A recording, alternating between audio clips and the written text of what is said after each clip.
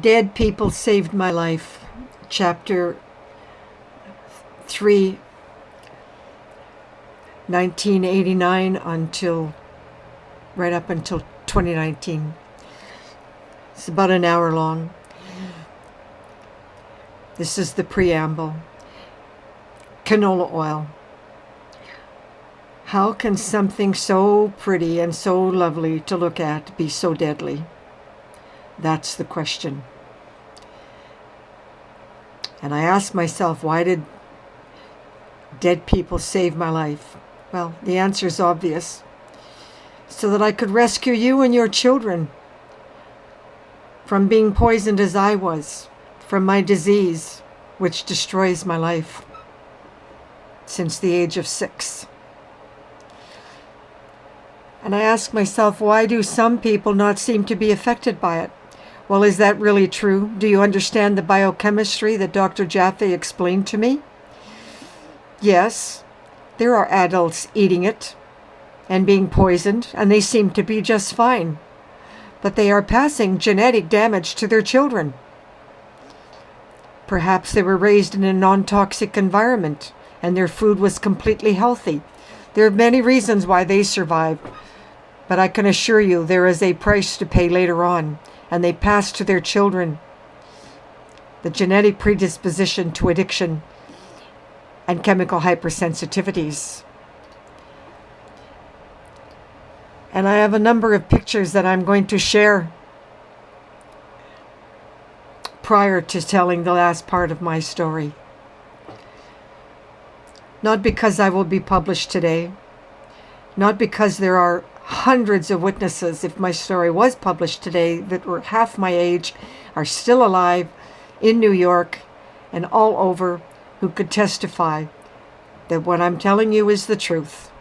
And yes, this is a true story.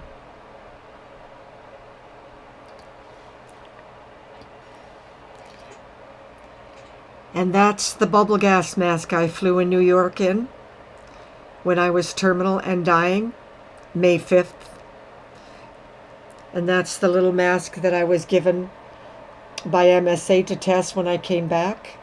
And that's what I looked like in New York after I had my miraculous recovery. And yes, I did survive. And that story in itself should be a movie. Those 5 days are too incredible for a couple of minutes conversation.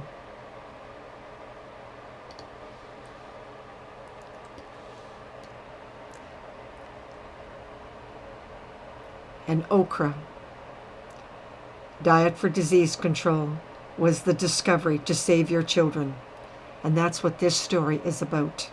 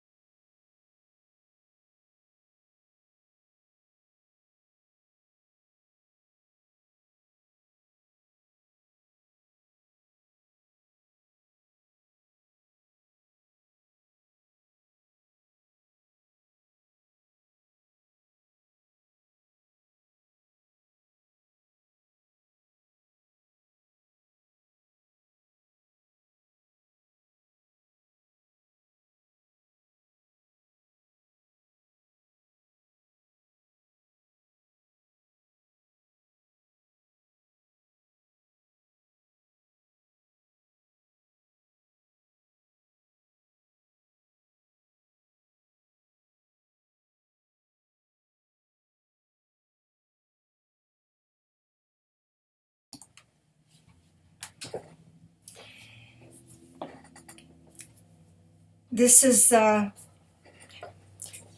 pretty sure it was May 5th to May 10th. But anyway, May 5th, 1989. I flew in my bubble gas mask to New York City, and all arrangements had been previously made by the tourist travel agency.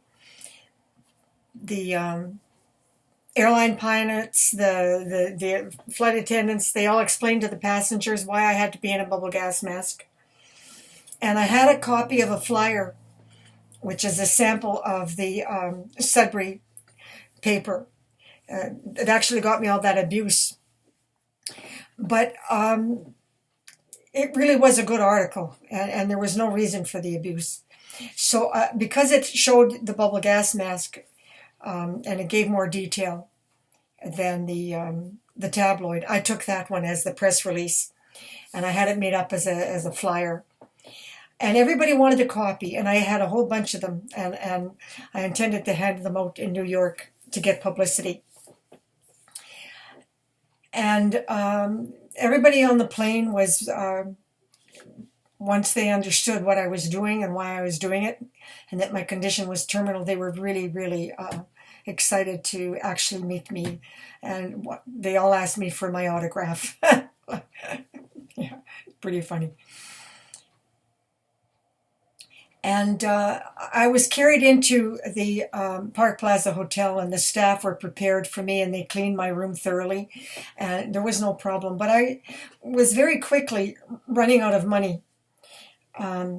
So I moved to the Henry Hudson Hotel, and a day later the man arrived from New York that gave me the 6 pills on the black market.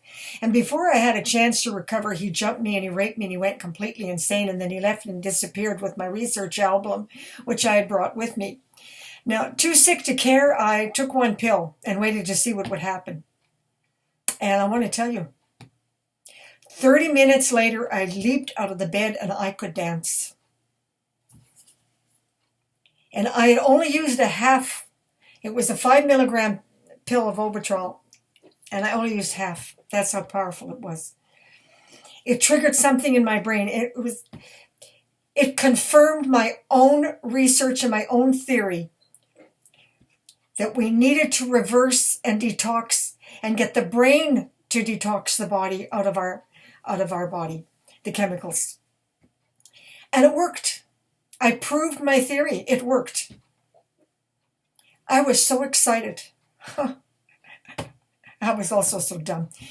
But anyway, by dumb I mean I really thought that that I had made it. I had made it. I'd done everything that God wanted me to do, and I'd made it. So for the next 5 days, I ate everything. The Greek restaurant made me my moussaka, and I went to a man took me, an AA took me for a buggy ride in the park, and an FBI agent met me, and he suggested I send everything that I had to the FBI. He said they won't do anything with it, but they never throw anything away. And I was beautiful, and I looked 20 years younger, and I have 1 photograph that belongs to me, and I'm going to share that. And the staff at the Henry Hudson were so thrilled to witness my recovery, the miracle of my recovery, that they arranged for a special dance for me at the Park Plaza Hotel Disco. And several men, each one proficient and professional in the salsa, the lambada, the tango, the Viennese waltz, the jitterbug jive, the polka, the Latin, the samba, and the rumba. And I was to give a performance. And all these people, half my age, were going to witness the truth of my recovery. They were my witnesses that it was real, because the staff had seen me carried in. And look at me now. And there was over 300 people, all special guests by special invitation. I don't know how they arranged this, but they did.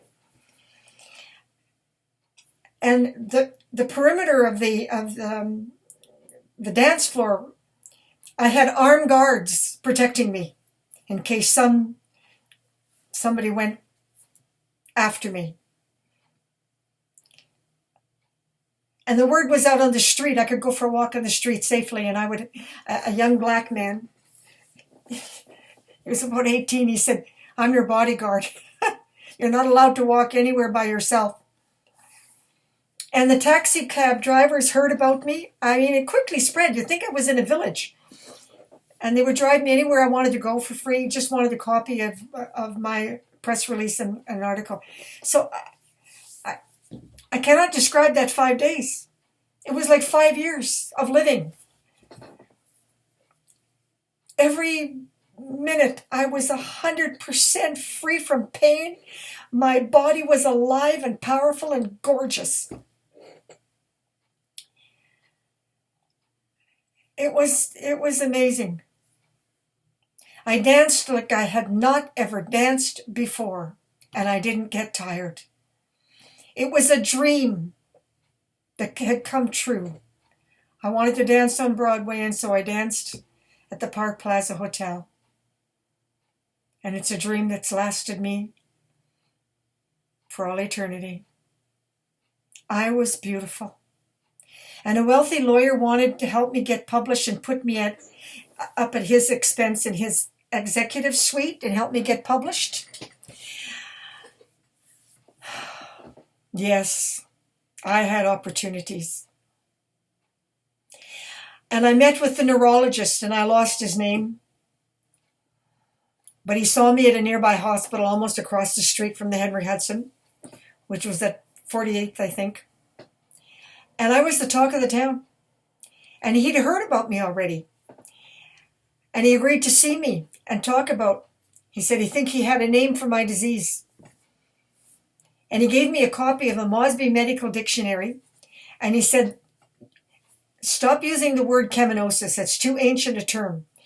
Change it to Parkinsonism, disease caused by chemicals, because that's what medical science will understand. And he said, and you might be able to get legal rights for Parkinsonism in Canada. He said, it's already legally recognized here. Yeah. He couldn't identify all the causes, of course, but he simply said that I was already on the right track with my own research. And he said, and what are you going to do with Obitrol? He said, I'm going to try and get it legal. And I said, no. I just wanted to prove my theory. Now that I've proven it, I'm going to look for a food. There has to be a food out there. I believe that. And I told him the story about, what Bob said, my dead fiance. And no. Now that I've proven that it was in the brain, I needed to find a way to detoxify with an amphetamine, but I needed a natural amphetamine. And he said, well, actually, he said, I'm not a biochemist, but he said, you're right. There have to be natural amphetamines out there. So I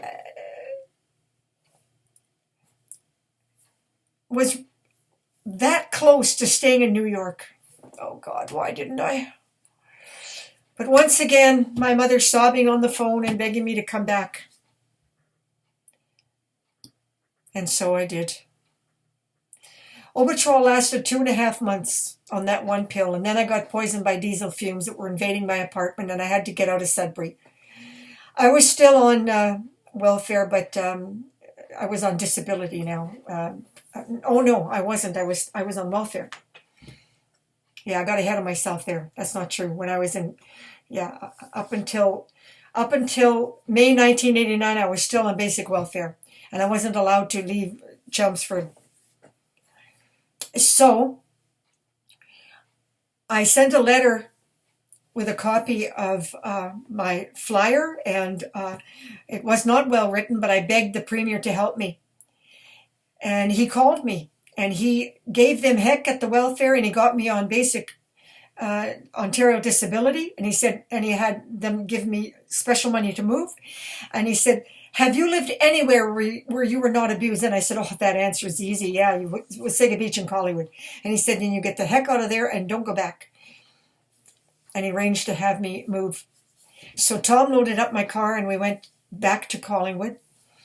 And then I got a call from, I got another little article in a local paper. And Rad Whitehead called me and offered me an apartment in Collingwood. And right up until 1994, living in Collingwood was really pretty wonderful. I was dancing, I was cross-country skiing, another man raped me, another man took me hostage, but the police rescued me. Like, I don't get into that because, that happened to me so often that hump a dead log was my attitude. You ain't getting nothing out of me. And I'd been fixed so you couldn't get me pregnant again. And I'm sorry if I jump around, but there's a lot that just isn't that important. It's on Facebook in my longer version, but when you write and you read, it's kind of quicker than talking. So anyway, I was there in 1994. Dan got bowel cancer. I drove up to Sudbury. I was now using just the small MSA gas mask. I had enough media publicity that people would talk to me, and I didn't have to worry about looking gorgeous, and the bubble gas mask was too heavy. So 1995, my AA sponsor wanted, and Dr. Cowan wanted me closer. So I moved to a beach apartment subsidized that turned into another nightmare. And I'm not going to go into a long story, but I was poisoned in too many with pesticides and bug spraying and you name it. And I was terminal again, fleeing for my life, winding me back in the shack. And it was all over again. Here I am dying again. And now I had information that rapeseed and canola oil were poisonous. And I was sure that that's what poisoned me, but and I did find out that a vegetarian company, and it was in it, but I still didn't know the laws in Canada. So I still couldn't understand how I kept getting poisoned. I mean, I was trying to control everything that I ate, and yet there I was, terminal again. My God, don't I ever get a break? So I posted and I sent the research on canola. I got letters from Prince Charles, his secretary, thanking me because he was fighting it. And he was getting terribly abused by media. Gee, I should complain. They didn't actually say an awful lot bad about me, but they just weren't very helpful. And then my beloved Tom died, poisoned by a drug by a doctor, and he became schizophrenic and a raving lunatic and didn't remember me. And I'm not going to go into the details of that story. I have it on my my longer version. I'm trying to make this family friendly. 1997, my father poisoned me with diesel fumes. A 6-year-old child, Jamie McIsaac, rescued me. Auntie Trudi, quick, Poppy will kill you. He found my gas mask, helped me, got in the car with me. We went to a coffee shop, and he hugged me, saying how much he loved me.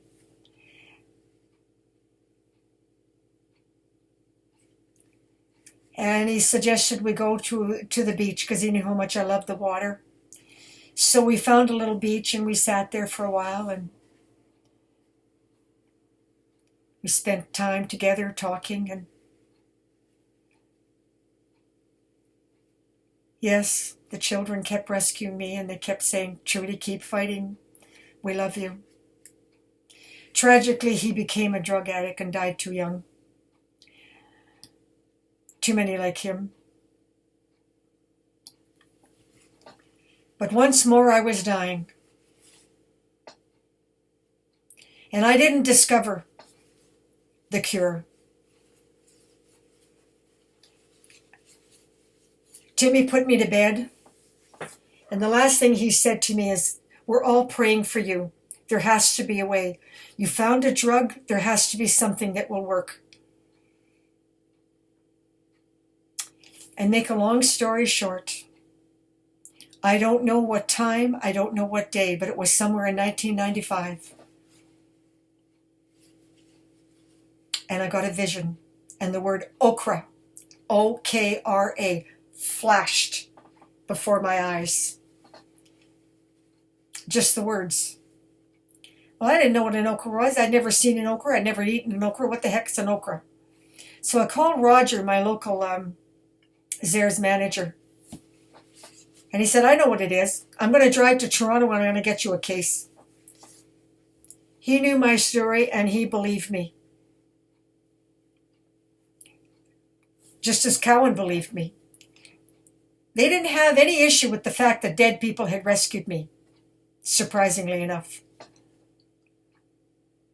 You'd be surprised how many people have had experiences from beyond.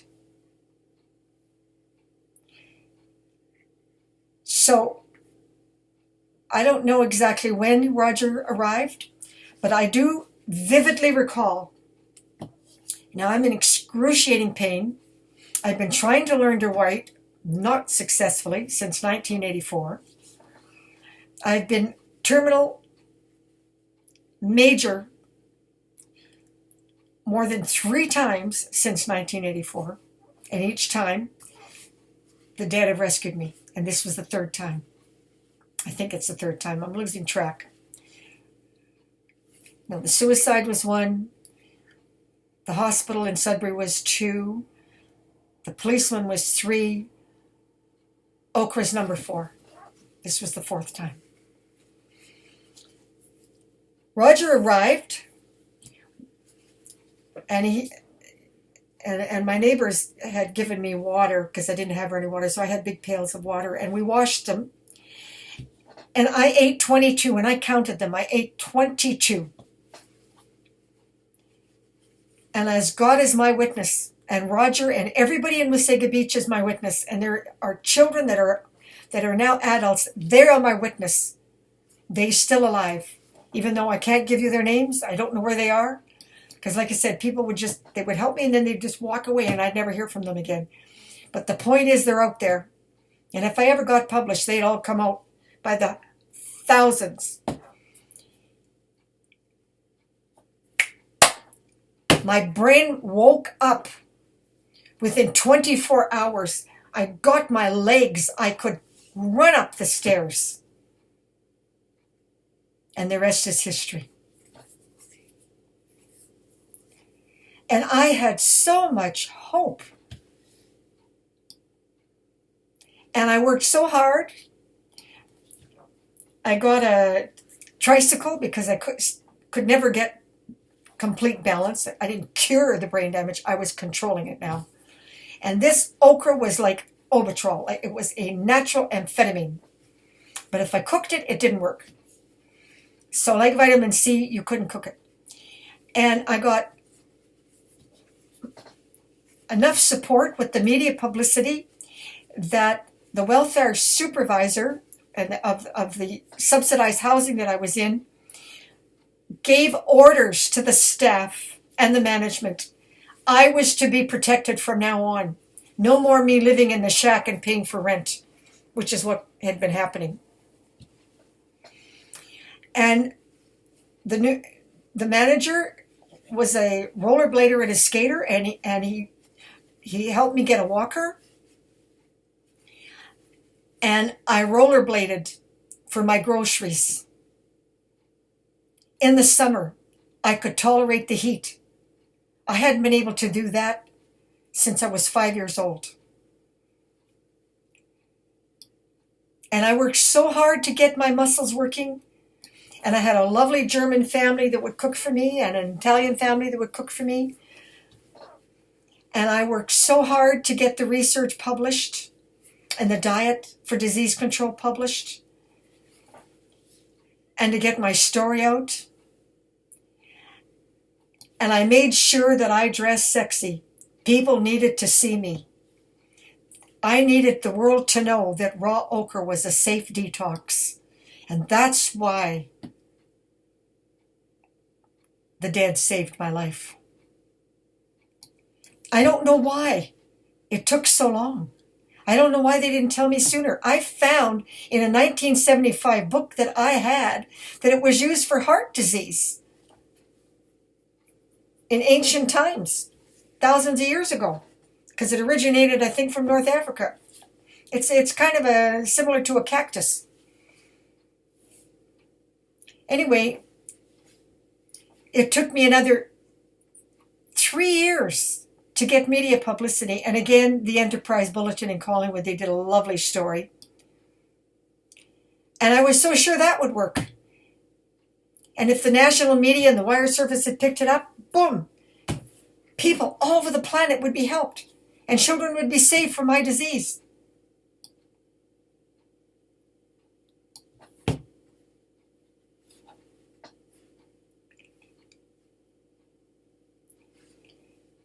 But it didn't happen.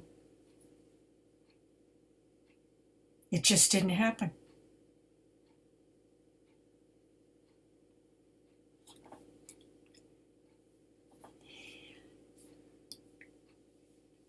But I was well protected in that area, and I had a good life.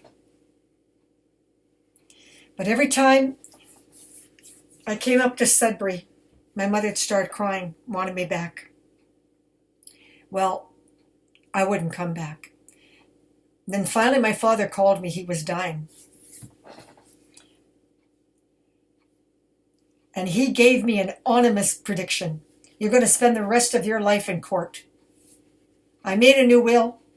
I gave the children that you wanted me to give them, because he'd cut everybody out of his will.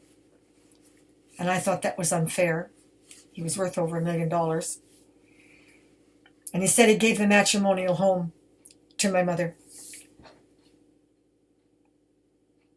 But I made your brother the executor. And between the two of them, he said, in less than 10 years, there won't be nothing left.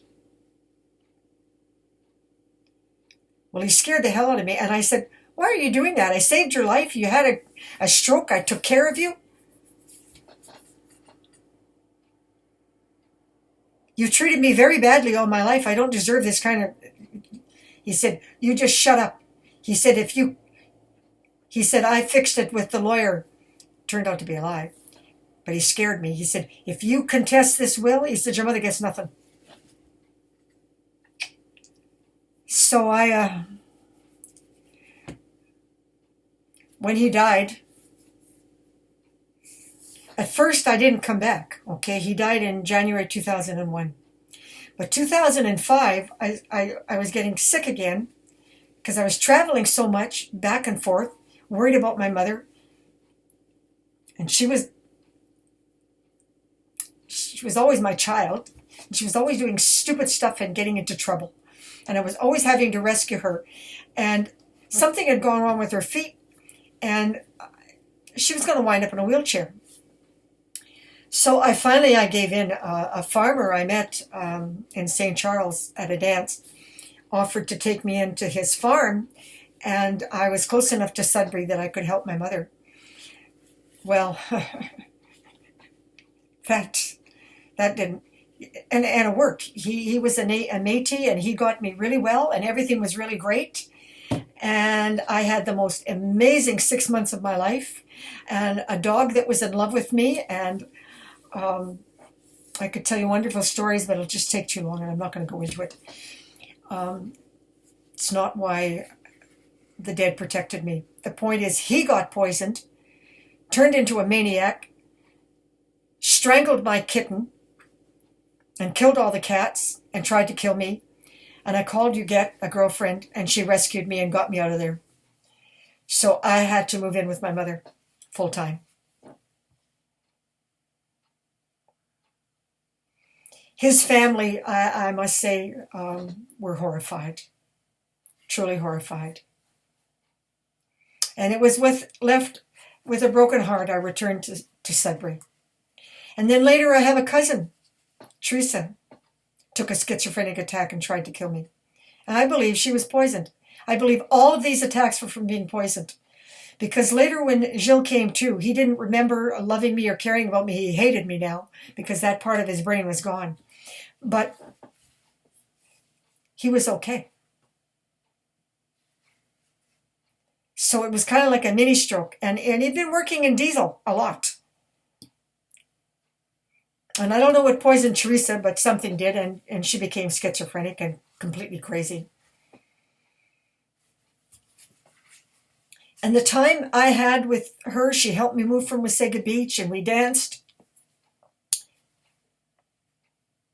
And I loved her. I loved her so much. But I had to cut her off because she was dangerous.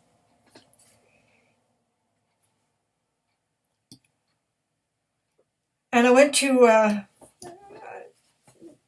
think the last time I made media was 2010. I went to Sturgeon Falls at a fiddler's dance, and I was an optical illusion. I was in and out of attacks again. What was keeping me alive, and I wasn't losing my memory, and my writing was getting better, but still wasn't great.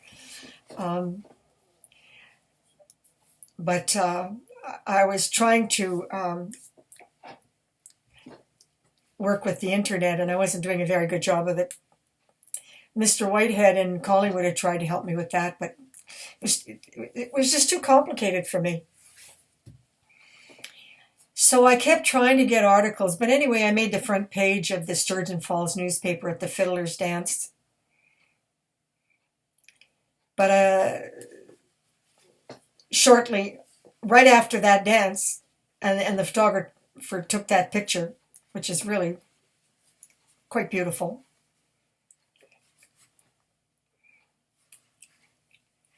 A whiff of cigar fumes hit me, and I took a major attack. And looking back, cigar had a lot to do with my attacks. I was completely intolerant to cigars. I could tolerate cigarettes for a very long time until I think it was around 1989, yeah, New York, when I became completely intolerant to cigarettes. I had quit long before that, but I could go places, but I had to stop going anywhere, and I was just lucky that some of the legions supported me, that it was hurting seniors, and so they banned cigarettes long before the government banned it in public places. But anyway, I took an attack, and a young man who absolutely adored me and always looked forward to seeing me every year, and I danced with him every year with Down syndrome. He and his mother came to my aid, and my car was parked a good block away, and I drove to a nearby coffee shop. But once I parked, I had to honk the horn for help because my legs were gone. I couldn't walk. I couldn't get out of the car. And an elderly native Indian ran over despite the rude jeers from young people hanging around outside because I was wearing a gas mask. And the native man helped me into the shop, and he sat me down, and he ordered my coffee, and then he waited outside at the window of my chair. And he didn't leave until I was fully recovered. And I waved goodbye, and I blew him a kiss, and he left. And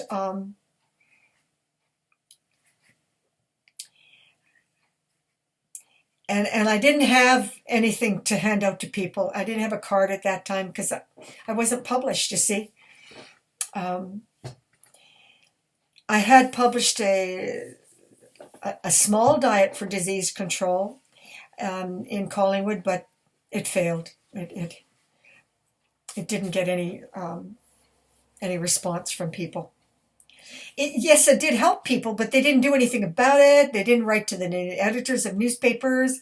They didn't help me get the word out that the OKRA diet would reverse brain damage and memory loss, and people who were in a wheelchair might suddenly be able to walk.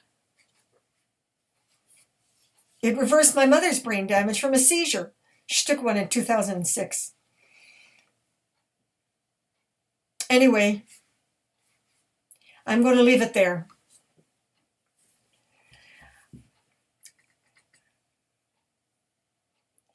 I hadn't seen Dan McIsaac until 2009. We were apart for 12 years because he had gone back out drinking. And what I do want to say is that right from the start, Here he is, just high school and an industrial mechanic. And he figured out, he got me off salt, got me off sugar, although I still have trouble with sugar and chocolate today, but that's pretty normal. But no doctor was ever that smart. No doctor ever said to me, control your diet. No doctor ever said to me, go organic. And by now I had received a phone call from Washington before I left Hollywood. And this man said to me that the Health Canada laws were completely corrupt. You have no right to know what's in your food. Stop eating Canadian food. That's why you keep taking these attacks. And it turned out to be true. Now, it took me over 2 years. At 70, I stopped eating my mother's food. I stopped letting her manipulate me. I stopped eating in restaurants. I stopped eating at the Legion. And it took 2 years. And I ate okra every day. And I got 100% perfect. Just like New York. All over again. I proved again it could be done. And the spring of 2013 and 2014, I was amazing. And I was gorgeous. And I'm going to show you some of those pictures. And then 2014, I was taken down suddenly. Call an ambulance. I don't know if I'm dying, but the pain is so bad, and I'm paralyzed. I have a tumor that did sciatic nerve damage. I'm not even going to go into that. Doesn't matter. It took me 5 years to recover from that. And it will kill me. It's inoperative. Dr. Sadie finally diagnosed it as a parasitical fat cell feeding off a main artery. So if anybody had done a biopsy or anyone had cut into me, I would have bled out in 10 seconds flat. That's the story of my life. No winning for losing.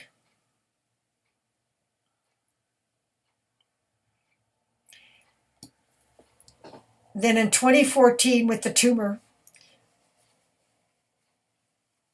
discovered my brother had stolen our property rights. And I'm going to leave that. That's a different story of corruption and greed and laws that are so criminal they're banned in every country. And I was the victim of fraud by 2 lawyers, fraud by Doug McIsaac, who offered to help me. He had 31 properties and he stole everything he could from me. Fraud by my brother, and a judge, Gordon, ruled it as not a crime. Yeah.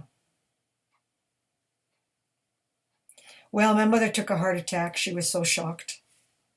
I had suspected and begged the cops since 2008 to help me with my brother and my mother's estates. We had been given a letter by my first lawyer, David Innes, who was using the internet. He didn't know that what he was giving us was not title to the matrimonial home, but title to a vacant plot. The real estate laws in Canada are so bad, and they've been that way. And it took me $100,000 because now I stopped all my research on diet for disease control. I stopped trying to get media publicity for my research to save children. I got completely sidetracked, just as Bob said I would.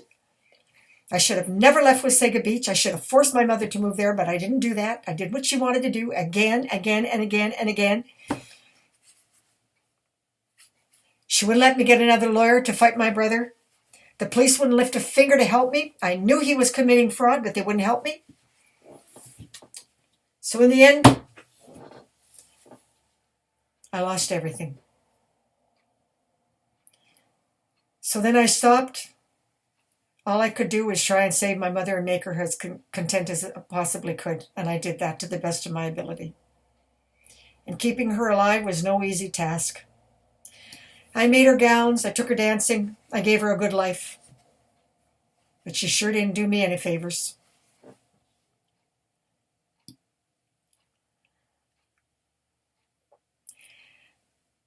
And I'm going to put up all the pictures.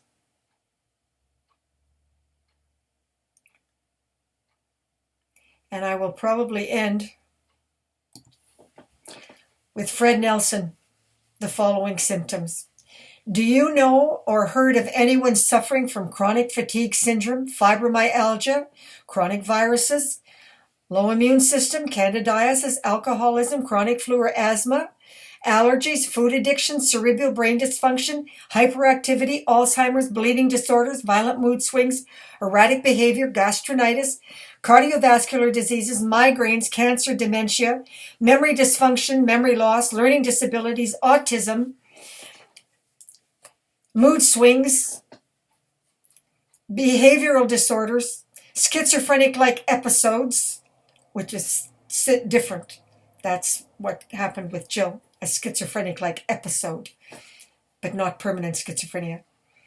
Muscle dysfunction, suddenly crippling, chronic fatigue, chronic illness, irrational phobias, paranoia, immune deficiencies, and chemical hypersensitivities. Okay, these are just a few of the symptoms of Parkinsonism, cheminosis, any disease caused by being chemically poisoned. Toxic shock syndrome eventually leads to death by cardiac arrest or by mysterious infections that spread rapidly, causing death, and most of the time, or virus, misdiagnosed and never diagnosed is what happened to me. Now, Fred Nelson was a scientist, and he said the reason cancer develops so quickly in North America is because we are systemically poisoned, which causes autoimmune dysfunction. I can't list them all. There's just too many. And I did put out on video all the research in different videos under OKRA diet, chapters 1 to 39. They're all there on YouTube. This is my biography. Family friendly.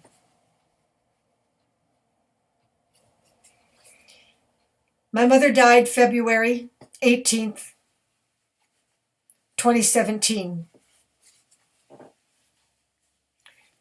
Finally admitting what she'd done to me was wrong, and that my brother was evil and a criminal. October 2019, a judge ruled that he hadn't done anything wrong. Right now, I am drowning in despair and depression. I've lost everything. I'm homeless. I'm living with Dan. I could be worse off, but I'm sick a lot. The tumor, you see, I reversed the Parkinsonism disease 100%, and I have witnesses.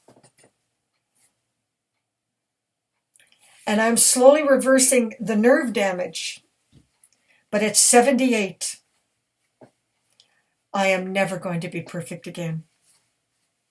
And I have lost over $1 million and my home and any hope of ever getting my research published in my lifetime. Because I got sidetracked into the mire of the criminal activities of my brother and a legal system that is completely corrupt, and Sudbury police who are so monstrous that they don't care that they could have charged my brother and saved me and saved my mother. They don't care. No. Let the bitch pay for it. Put her in civil court and let the lawyers take her for all they can. Now, my new lawyer, Longstreet, tried to tell me to stop spending money. Warned me. judge would rule against me. I said, I've come too far to quit now. I gave him what I had left, and I said, use it to the best you can. If there's any way to get a charge against my brother, do it. And I failed. He was right, I was wrong. You will never find justice in Canada. It is the most corrupt country on the planet. No registered owner in Canada is safe. Our internet system is completely corrupt. And prior to that, our laws of secret filing, anybody can put their name on title. And I've put all that out on YouTube. And if you're interested, go look for it.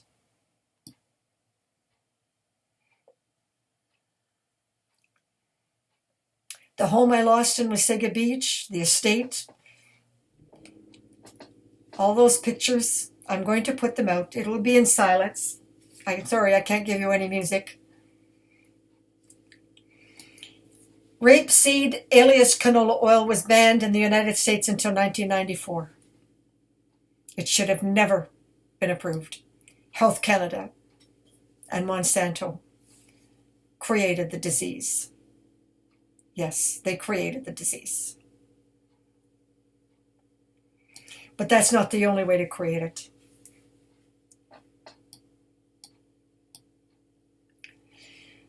I have a favorite picture of me in my belly dance dress. I was about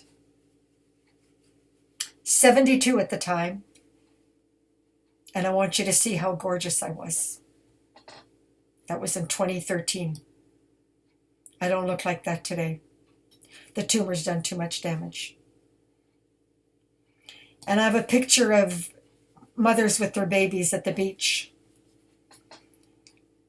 to remind myself it's for their children that I fought to get the democratic laws so that children and their parents will never go through what I did. I see the vision of those children suffering, crippled, a direct result of our fascist, sociopathic, demonic human greed, causing to millions of children to be born with cheminosis Parkinsonism, caused by canola oil and toxic chemicals. These visions push me to trying to get the story out for their salvation is in baby raw okra. Yes, baby raw okra is the only way to safely detox and save them from the decades of brutal torture I endured.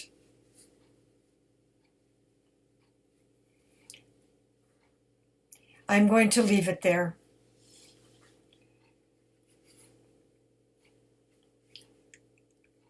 I'm tired.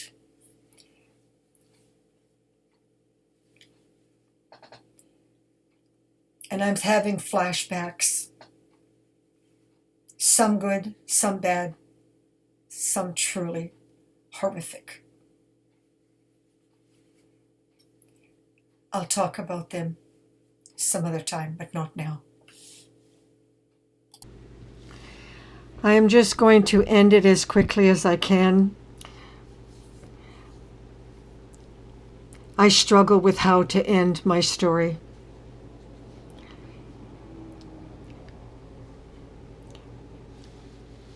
I have failed to save millions of children, and God knows I tried.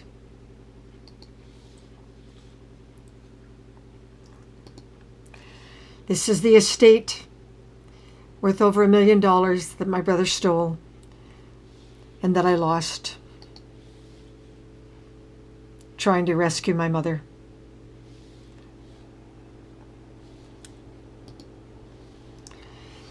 And I set up a website and I sent to every member of Parliament coast to coast, and I tried to warn anyone buying real estate in Canada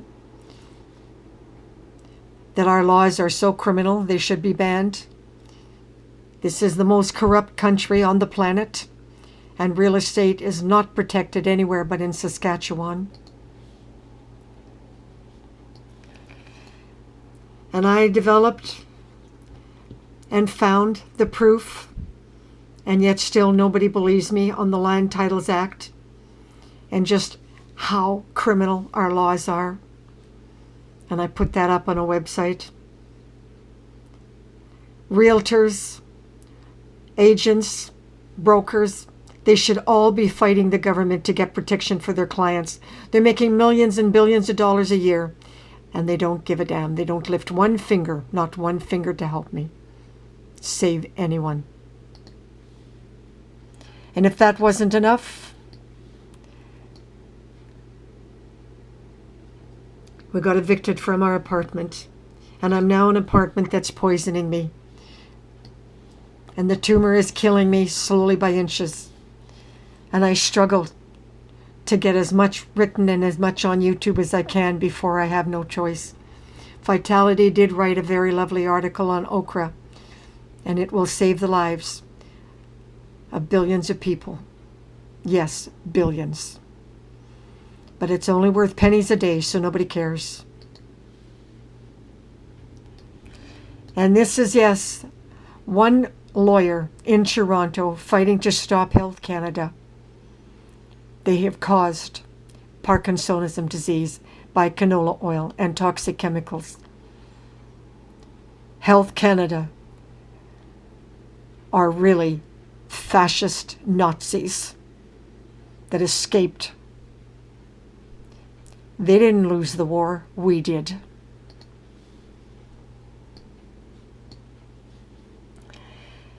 And this little thing, this tiny little thing called OKRA, raw or frozen.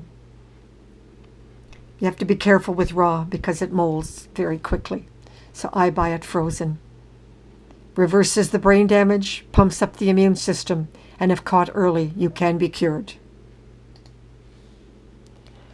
And it is for them that I fight, and it is for them that I struggle to stay alive.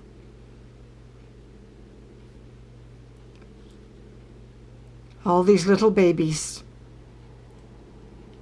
in jeopardy of my disease. And these women, these beautiful women who have no idea that they are poisoning their children. And there's nothing I can do to stop it. And this is the future that I see over and over and over again. Our species will be living in a gas mask 200 years from now. And yet it can be stopped, it can be reversed, it can be controlled. We could clean it up, but we're just too insane. So I don't know why the dead people kept me alive, because I failed. I failed miserably. A philosopher once said,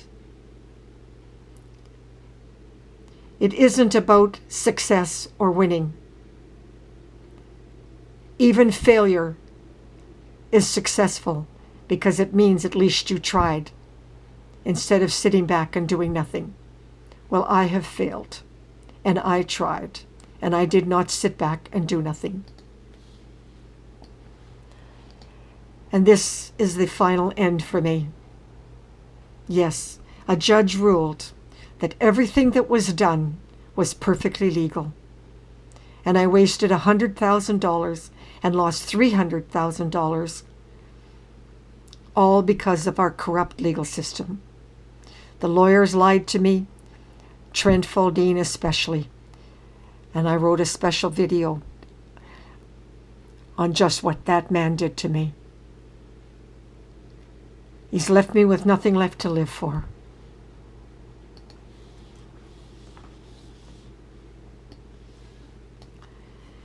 And that's my final epitaph.